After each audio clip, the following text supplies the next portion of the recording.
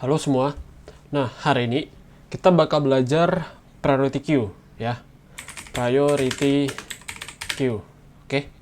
Nah, kalau misalkan kalian belum nonton video sebelumnya yang tentang double linked list, lebih baik nonton dulu. Itu bakal saya lanjutkan dari sana. Jadi nanti dari codingan double linked list yang kemarin kita bakal tambahin priority queue di sana. Oke. Nah, priority queue itu apa? Paling kita penjelasan singkat aja.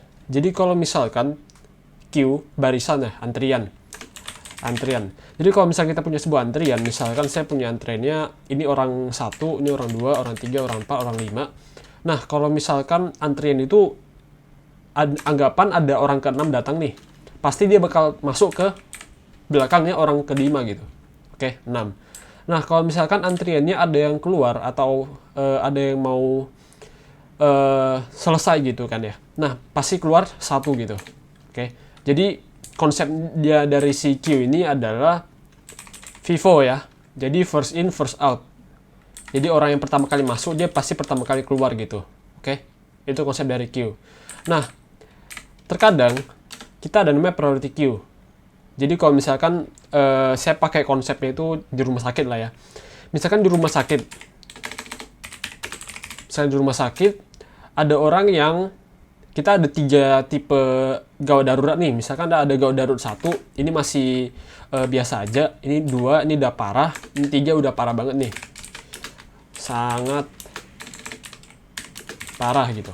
Nah, otomatis kita tetap lakukan queue. Tapi queue-nya itu nggak mungkin orang udah parah banget kita disuruh tunggu di depan kan ya. Atau nggak suruh tunggu sampai yang sekedar sakit ringan ini selesai gitu kan, nggak mungkin. Jadi otomatis ini harus masuk duluan.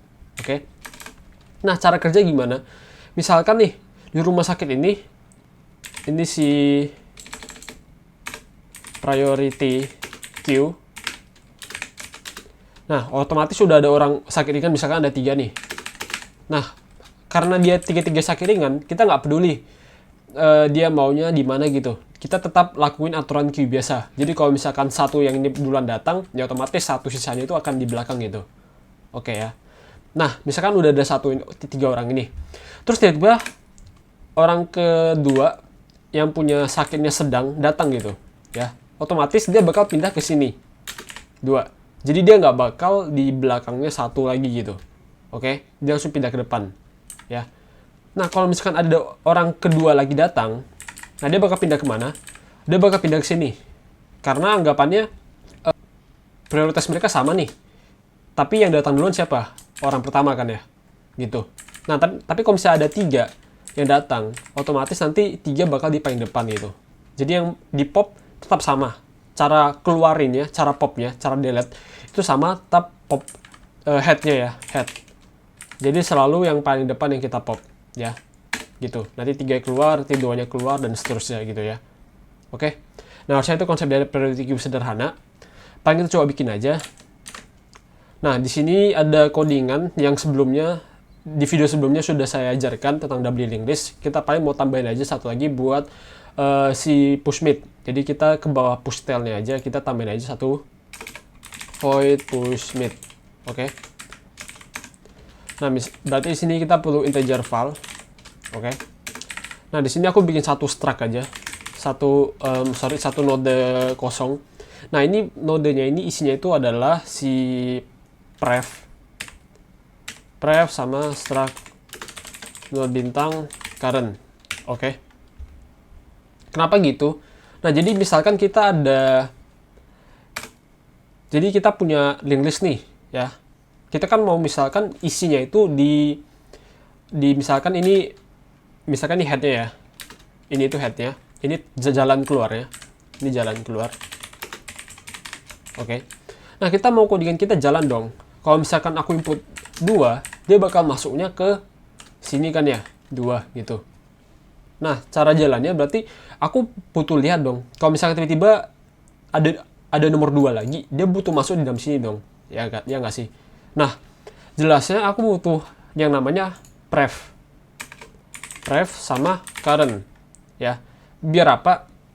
Kalau aku masukin di antara 2 ini, aku bisa lihat si satu ini adalah pref gitu. Si satu ini adalah pref. Oke. Nah, kemudian si 2 ini adalah ker. Kalau misalkan dia lihat, oh 2 ini udah lebih kecil sama dengan si ker nih, ya udah kita langsung taruh. Kita langsung bisa bilang si pref ini connectnya sama dengan siapa, terus pref ke kernya sama dengan siapa gitu. Gitu ya. Kita bakal bikin validasi aja. Jadi misalkan if head-nya masih sama dengan 0. Jadi kalau misalnya head-nya 0, kita bakal ngapain? Ya, kita bakal langsung push head aja nih. Kita langsung push head val. Oke. Kita langsung panggil aja metode kita yang udah ada push head. Jadi dia bakal validasi di sana juga. Oke. Nah, kita ada satu lagi else if misalkan head sama dengan tail. Jadi head-nya itu dan tail masih sama. Kita bakal ngapain gitu ya. Nah, kan ada dua kondisi jadinya. Satu kondisi buat di depan, satu kondisi buat di belakang gitu ya. Nah, kita bakal validasiin if value itu lebih kecil sama dengan, jadi kalau misalnya dia lebih kecil sama dengan dari si head ke val, oke. Kita bakal push tail dari si val. Jadi kalau misalkan dia lebih kecil sama dengan, dia bakal pushnya di belakang gitu, oke. Else kita bakal push head, oke ya. Nah, paling terakhir buat else, kalau misalnya datanya lebih dari 1, ya. Nah, paling kita bikin struct node temp sama dengan new node. Nah, ini buat bikin node baru kita, oke. Terus kita inisialisasi si ker, jadi sama dengan head. Terus si pref sama dengan 0. Jadi nanti si ker itu sama dengan head, pref itu 90. Nanti pas kita maju, kita bakal bikin looping ya. Kita bakal bikin looping while ker. While ker ini maksudnya selama ker masih ada ya. Ini sama aja kayak tidak sama dengan 0 gini. Oke. Nanti dan ker ke val itu lebih kecil daripada val.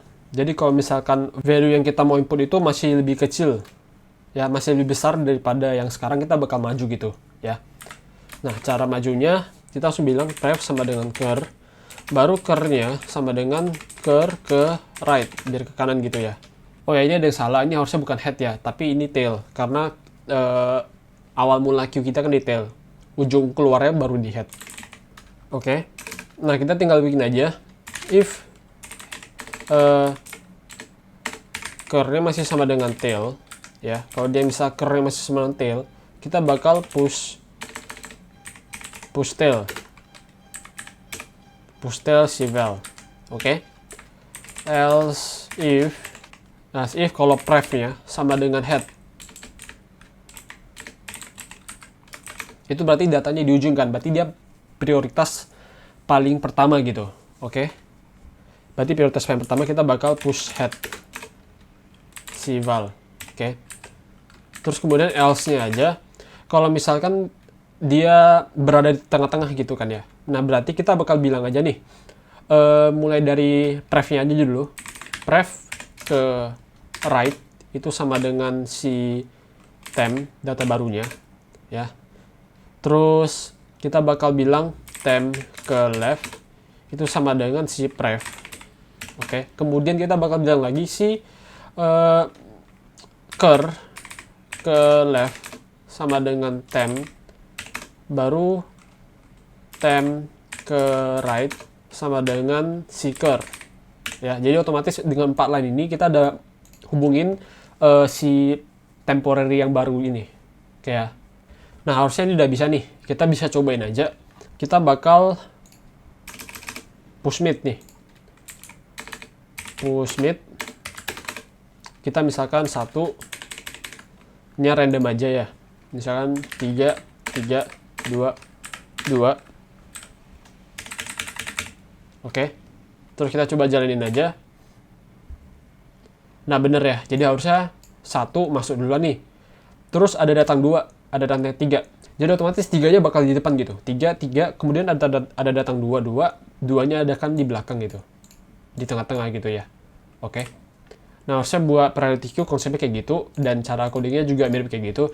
Nanti kalau buat popnya berarti kita tinggal pop head, selalu pop head gitu kan ya, pakai pop head gitu ya. Oke.